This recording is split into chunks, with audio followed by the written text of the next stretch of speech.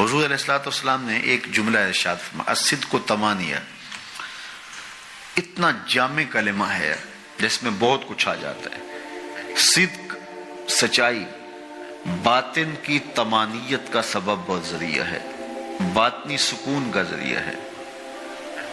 آگے فرمایا والکذب ریبہ، اور جو کذب ہے، جھوٹ ہے، وہ ریبہ، وہ تشکیک ہے، ابہام ہے، بے چینی ہے، اضطراب ہے، ٹینشن ہے، پریشانی ہے، اذیت ہے، ہر وقت کی بے قراری ہے۔ تو سچ طمانیت ہے، سکون قلب ہے، اطمینان باطن ہے، اندر کا قرار ہے، روح کا چین ہے، اور جھوٹ بے چینی ہے، اضطراب ہے، ٹینشن ہی ٹینشن ہے، پریشانی ہی پریشانی ہے، ایک اندیکھی تکلیف ہی تکلیف ہے۔ تو اس لیے ہمیں ریبہ، اس بے چینی سے بچنے کی کوشش کرنی چاہیے، اور طمانیت کا نور جو زندگی کا حقیقی اجالا ہے اس کو حاصل کرنے کے لیے ہمیں اپنی زبان کو ہمیشہ سچ سے ہی آشنا کرنا ہوگا۔ ہمارا رویہ اتنا خوبصورت ہو کہ لوگوں کو یقین ہو کہ یہ بندہ سچ کے علاوہ نہیں بولتا۔ حضور علیہ الصلوۃ والسلام سے پوچھا گیا کہ مومن بزدل ہو سکتا ہے؟ فرمایا نہیں، مومن بہادر ہوتا ہے، لیکن ہو سکتا ہے اس سے کبھی بزدلی بھی صادر ہو جائے۔ پھر پوچھا گیا کہ مومن بخیل ہو سکتا ہے؟ کہا نہیں، مومن سخی ہوتا ہے، لیکن ہو سکتا ہے کبھی اس سے بخل بھی صادر ہو جائے۔ تیسرا سوال کیا گیا، کیا مومن جھوٹا ہو سکتا ہے؟ فرمایا جھوٹا نہیں ہو سکتا، یہ پکی بات ہے، مومن جھوٹا نہیں ہو سکتا۔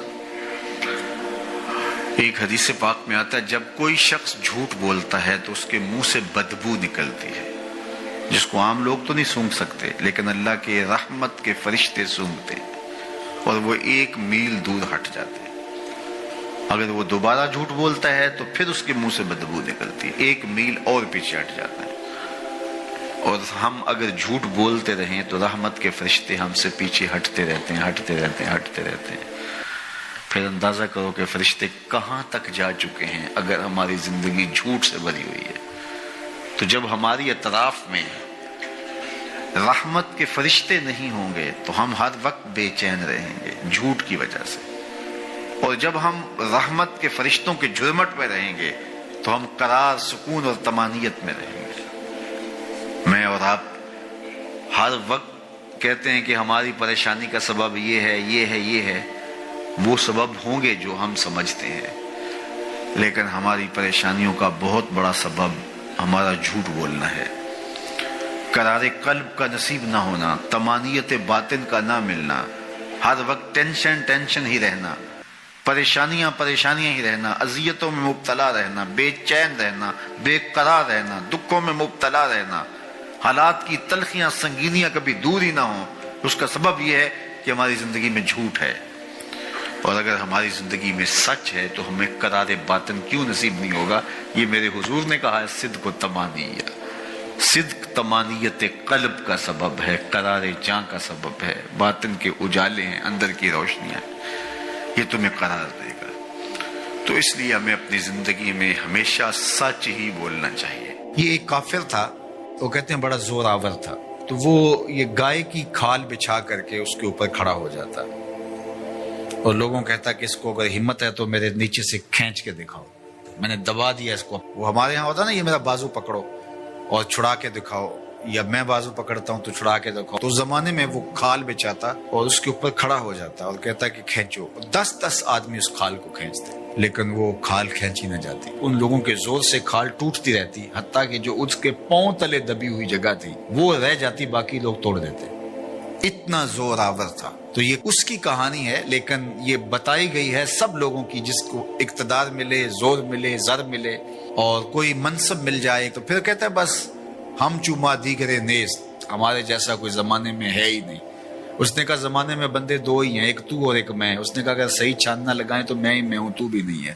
تو بندہ کہتا ہے میرے پر کسی کا بس نہیں چل سکتا۔ جب اقتدار پاس ہوتا ہے، جب دولت پاس ہوتی ہے، جب چھاتی میں زور ہوتا ہے، جب قبیلہ خاندان پشت پہ کھڑا ہوتا ہے، تو پھر انسان یہی کہتا ہے کہ نہیں میرا کون مقابلہ کر۔ یہ ایک انسانی طبع ہے بھی کمزور، لیکن تھوڑی سی ہوا بدو، یہ کیسا غبارہ فوراً پھول بھی جاتا ہے، لیکن کوئی معمولی سی سوئی چبھ جائے تو ساری ہوا بھی نکل جاتی ہے، اور اگر تیزی سے کوئی چیز ہو تو پٹاخہ بھی لگتا ہے۔ تو یہ غبارہ پھول جاتا ہے تھوڑی سی ہوا سے، تکبر کی ہوا سے، دولت کی ہوا سے، اقتدار کے نشے میں، یہ پھول کے کتنا بڑا ہو جاتا ہے۔ اَيَحْسَبُ أَن لَّن يَقْدِرَ عَلَيْهِ أَحَدٌ، کہتا ہے میں اتنا بڑا ہو گیا ہوں، میرے اندر اتنی ہوا ہے، میرے اوپر کسی کا بس کیسے چل سکتا ہے۔ یقول، وہ کہتا ہے اہلکت مالا لبدا، میں نے ڈھیروں مال فنا کر دیا۔ جب وہ مال نمائش میں خرچ کرتا ہے تو پھر اس کی تصویریں بھی جاری کرتا ہے، پھر لوگوں کو بتاتا بھی ہے، دیکھو میں نے یہ گھر کا گیٹ لگایا تو کس کے کتنے پیسے لگ گئے، شادی پہ میں نے اتنے کی آتش بازی کر دی۔ پہلے تو کہتا ہے میرا کوئی بگاڑ نہیں سکتا، میں طاقتور ہوں، میں بڑے بڑے ڈاکٹروں سے علاج کروا سکتا ہوں، کوئی مجھے تکلیف نہیں پہنچا سکتا، میرے اثر و رسوخ بہت سارے ہیں، کچہریاں میں خرید لیتا ہوں، تھانے میں خرید لیتا ہوں، کیسے ہو سکتا ہے، میں طاقتور ہوں، میرا اثر و رسوخ بہت ہے۔ پھر کہتا ہے میں نے فلاں معاملے میں اتنا مال لگا دیا، اتنا مال فلاں لگا دیا۔ وہ اپنے مال کے فضول خرچ پر لوگوں سے داد لے رہا ہوتا ہے۔ اللہ اکبر۔ اَيَحْسَبُ أَن لَّمْ يَرَهُ أَحَدٌ، یہ اس کی ساری بات بیان کرنے کے بعد اب یہ دیکھیے، اَيَحْسَبُ، وہ گمان کرتا ہے، وہ بھول گیا ہے، فراموش کر گیا اس بات کو، أَن لَّمْ يَرَهُ أَحَدٌ، کیا اس کو کسی نے نہیں دیکھا؟ یہ اللے تللے فضول خرچیاں، یہ مال کو یوں اڑانا اور نمائش کرنا، میں نے دیکھا ہے یہ مذہب والے لوگوں میں بھی ہے کہ آپ جامعہ کے لیے فنڈ مانگیں تو آپ کو نہیں دیں گے، اور ایک بے عمل ناتخواں ہوگا تو اس کے اوپر ایسے پیسے پھینک رہے ہوں گے، کیونکہ یہاں تو چپکے سے آپ نے داخل ہو کے پیسے دیے، رسید لی اور چلے گئے، لیکن وہاں تو ویڈیو بھی بن رہی ہے، تو وہاں پھر انسان ایسے اڑاتا ہے خوش دلی کے ساتھ۔ وہ خوش دلی روحانی تسکین کی نہیں ہوتی، وہ نفس کی تسکین ہوتی، حظ روح نہیں ہوتا، حظ نفس ہوتا ہے۔ اگر اسلام کی روح اور قرآن کا مطالعہ ہماری زندگی میں آ جائے اور قرآن جو بتاتا ہے وہ ہم سمجھ جائیں تو زندگی نور علی نور ہو جائے، ہم پھر اللہ کی مخلوق کے لیے نرم دل ہو جائیں۔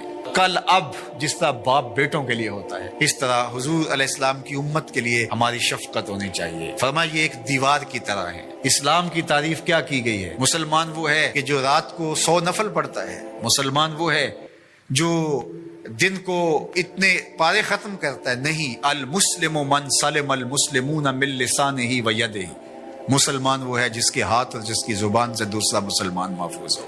تو کیا ہمارے ہاتھ سے، ہماری زبان سے دوسرے مسلمان محفوظ ہیں؟ آج ہم دوسروں پر کیچڑ اچھالنا اپنی ذمہ داری سمجھتے ہیں۔ آج کا سوشل میڈیا بھرا ہوا ہے دوسروں کے عیوب کو اچھالنے کے لیے۔ آج ممبر و محراب سے بھی مجھے معاف کرنا، جس طرح کے درس اور سبق دیے جا رہے ہیں، سچی بات ہے کہ وہ رسول اللہ کا دیا ہوا دین نہیں ہے۔ قرآن ہمیں بتاتا ہے تم ایسے بن جاؤ کہ تمہارا وجود نافع ہو، جدھر سے گزرتے جاؤ خوشبو پھیلتی چلی جائے، تمہارے انفاس کی مہک سے اجالے ہوں، تم فارمی چوزے نہیں ہو کہ ہر وقت اپنے ہی آرام کی تلاش میں رہو، تم لوگوں کو راحت پہنچانے کے لیے ہر وقت مستعد اور فعال رہو۔